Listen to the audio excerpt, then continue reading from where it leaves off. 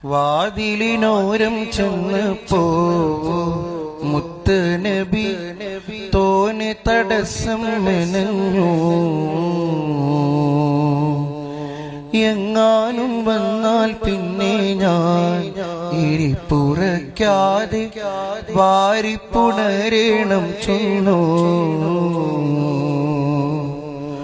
വാതിലിനോരം ചെന്നപ്പോ മുത്ത് നബി തോനെ തടസ്സം മെനഞ്ഞു.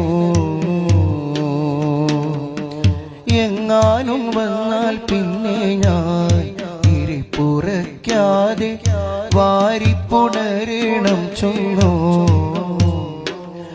മനസാകെ തളർന്നു റഷീദുൽ ബഗ്ദാദി മനതാരിൽ മദീന കാണാനുള്ള പൂതി.